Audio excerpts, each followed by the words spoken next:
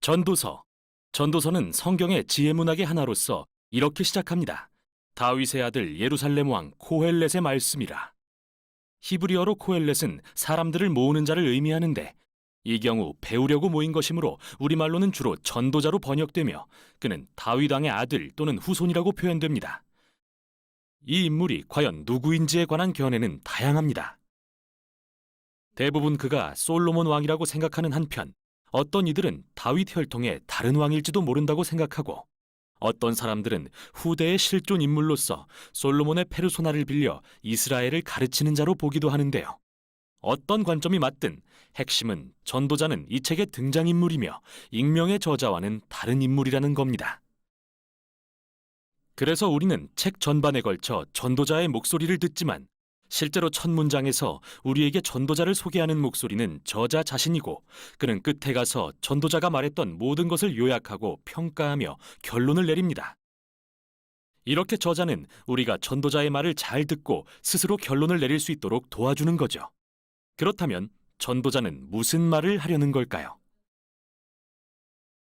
저자는 전도자의 기본적인 가르침을 처음과 끝에서 이렇게 요약합니다. 헤벨 헤벨, 모든 것이 정말 헤벨. 대부분의 성경은 헤벨이라는 말을 헛되다로 번역하지만 이는 개념의 핵심을 제대로 담아낸 게 아닙니다. 히브리어로 헤벨은 수증기 또는 연기라는 뜻인데요. 전도자는 이 은유적 표현을 38회나 씀으로써 먼저 인생이 얼마나 연기처럼 일시적이고 찰나적이며 또한 인생이 얼마나 수수께끼 같고 역설적인지 묘사합니다. 잡힐 것처럼 보이지만 막상 잡으려 하면 아무것도 잡히지 않는 연기처럼 말이죠. 이 세상에는 아름답고 선한 것들이 많지만 그것을 즐기는가 하면 비극이 찾아와 모조리 날려버리고 우리 모두가 정의를 믿지만 항상 선한 사람들에게 나쁜 일이 일어나죠. 이렇게 인생은 언제나 예측할 수 없고 불안정합니다. 전도자는 이것을 바람을 잡는 일, 헤벨이라고 말합니다. 좀 우울해지네요. 그는 대체 왜 이런 말들을 하는 걸까요? 저자는 기본적으로 하나님과 무관하게 인생의 의미와 목적을 세우려는 모든 방법을 전도자를 통해 무너뜨리려 하는 겁니다.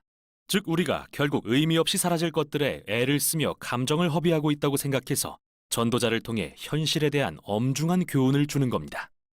특히 서론과 결론에 나오는 시에서 명확히 보여주는데 먼저는 시간, 다음은 죽음에 대한 것이죠. 전도자는 우리가 열심히 일하고 성취하는 것이 의미 있다고 믿으며 평생을 다 보내지만 과연 그런지 멈춰서서 끊임없이 흘러가는 시간을 묵상해보라고 합니다. 이 세상에서 인류가 행하는 많은 노력에도 불구하고 사실 바뀌는 건 없습니다. 물론 우리는 신기술을 개발하고 나라들은 흥망성쇠를 거듭하지만 산에 올라가 보세요. 산이 신경 쓰기나 하는지.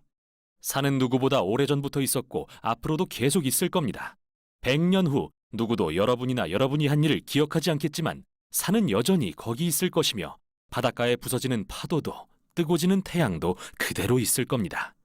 시간은 결국 우리를 지우고 우리가 소중히 여기는 것들도 지울 테죠. 이 정도로는 부족했는지 전도자는 계속해서 죽음에 대해 말합니다. 특히 끝부분에 나오는 이 시에서 말이죠. 그는 죽음은 결국 모든 인생을 균등하게 하고 일상의 많은 활동을 무의미하게 한다고 말합니다. 지혜롭든 어리석든 부자든 가난하든 모두 삼킨다고요. 그 누구든 좋은 삶을 살았든 나쁜 삶을 살았든 결국 죽음을 피할 수는 없죠. 전도자는 시간과 죽음이라는 이 두 개념을 다루면서 우리가 의미와 가치를 부여해온 삶의 모든 일과 그릇된 소망에 대해 생각합니다. 재물, 출세, 지위, 즐거움 말이죠. 열심히 일하면 가치 있는 삶이 된다고 생각하시나요? 여러분이 받는 스트레스와 고생을 생각해 보세요. 온갖 근심과 잠 못 이루는 밤도요. 그리고 이제 좀 부유해졌다 싶으면 마음껏 즐기기엔 이미 나이가 너무 많겠죠. 또 여러분의 재산을 누군가에게 남기고 떠날 때가 왔을 때 그들이 여러분의 고생을 기억이나 할까요? 혹은 즐거움이 삶을 가치 있게 한다고 생각할 수도 있겠죠. 하지만 휴가를 꿈꾸거나 주말 파티를 생각하며 일한들 월요일은 어김없이 오는 법. 헤벨, 헤벨. 모든 게 정말 헤벨입니다. 과연 전도자의 주장은 무엇일까요? 우리더러 쾌락주의자나 상대론자가 되라는 걸까요? 아니요. 그건 역시 헤벨일 겁니다. 전도자는 지혜를 따라 여호와를 경외하며 살라는 잠언의 가르침을 인정하면서 그것만이 진정한 유익을 주고 우리 삶을 더 좋게 만들 것이라고 합니다. 그런데 문제는 지혜를 따라 여호와를 경외하며 산다 해도 항상 좋은 삶을 산다는 보장은 없기에 그 역시 헤벨이라는 겁니다. 선한 사람들이 비극적으로 죽기도 하고 나쁜 사람들이 오래 살며 성공하기도 하죠.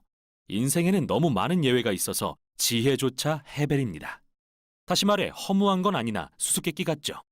지혜는 우리가 생각하는 방향으로 항상 움직이지 않으니까요. 그럼 이 헤벨 속에서 우리는 어떻게 살아야 할까요? 역설적으로 여기서 전도자는 해 아래 삶에서 참된 기쁨을 누리는 열쇠를 발견합니다. 그건 헤벨을 받아들이는 것, 우리 삶이 우리 손에 달렸지 않음을 인정하는 것이죠. 전도자는 그의 독백 중 6번의 가장 암울한 시점에 하나님의 선물은 단순하고 소박한 것을 기뻐하는 것이라고 말합니다. 우정, 가족, 좋은 식사, 화창한 날 같은 것 말이죠. 우리가 이것들을 제어하거나 당연히 보장할 수도 없지만 그게 바로 묘미 아닐까요? 하나님을 전심으로 신뢰할 때 자유롭게 되어 비로소 삶을 즐길 수 있게 됩니다. 이래야만 한다고 믿는 삶이 아니라 있는 그대로의 삶을 말이죠. 왜냐하면 삶이란 어떠해야 한다는 나의 기대조차 결국은 헤벨, 해 아래 모든 것이 헤벨이기 때문입니다. 이제 전도자의 말이 끝을 맺으려 합니다. 끝에서 저자는 다시 목소리를 내어 책의 결론을 내리는데요. 전도자의 가르침을 듣는 것이 매우 중요하다고 하면서 그것을 목자가 쓰는 끝이 뾰족한 지팡이에 비유합니다. 여기에 찔리면 고통스러울 수 있지만 전도자가 우리를 찌르는 이유는 바른 방향, 더 큰 지혜를 향해 가도록 인도하려는 것이라고 설명합니다. 저자는 또 우리가 전도자의 말을 지나치게 받아들이면 평생을 책에 파묻혀 답없는 실존적 문제에 답하려 애쓸지도 모르니 그렇게 되지 말라고 경고합니다. 대신 저자는 이렇게 결론을 맺죠. 하나님을 경외하고 그의 계명을 지켜라. 이것이 모든 사람의 본분이니라. 하나님은 모든 행위와 모든 은밀한 일을 선악간에 심판하시리라. 이렇게 저자는 전도자를 통해 우리의 그릇된 소망을 지적하고 시간과 죽음 때문에 인생이 전혀 우리 손에 달릴 수 없음을 상기시킵니다. 그러나 삶의 참된 의미는 하나님께서 심판날에 이 모든 해배를 없애고 이 땅에 참 정의를 실현하실 것을 소망할 때 주어집니다. 그 소망이 우리를 하나님 앞에 정직하고 온전하게 살도록 도와줄 것입니다. 비록 삶은 여전히 수수께끼로 가득하지만 말이죠. 바로 이것이 전도서가 전하는 지혜입니다. 전도서 제1장 다윗의 아들 예루살렘 왕 전도자의 말씀이라.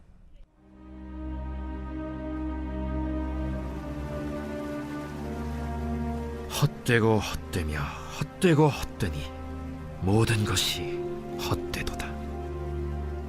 해 아래에서 수고하는 모든 수고가 사람에게 무엇이 유익한가?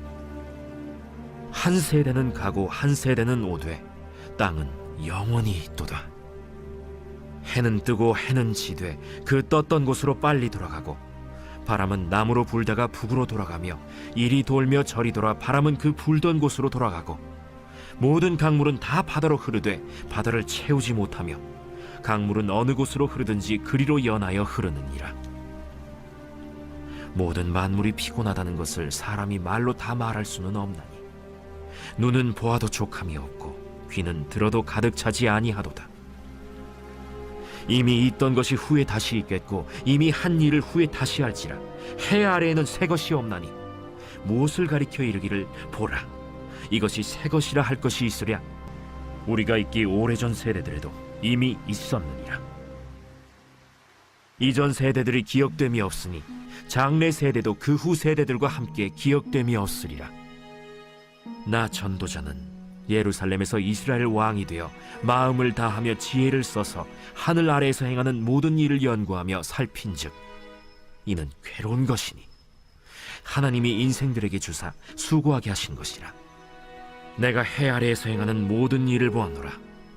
보라, 모두 다 헛되어 바람을 잡으려는 것이로다. 구부러진 것도 곧게 할 수 없고 모자란 것도 셀 수 없도다. 내가 내 마음속으로 말하여 이르기를, 보라, 내가 크게 되고 지혜를 더 많이 얻었으므로 나보다 먼저 예루살렘에 있던 모든 사람들보다 낫다 하였나니 내 마음이 지혜와 지식을 많이 만나보았음이로다.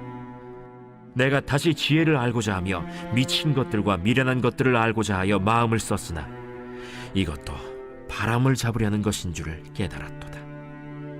지혜가 많으면 번뇌도 많으니 지식을 더하는 자는 근심을 더하느니라.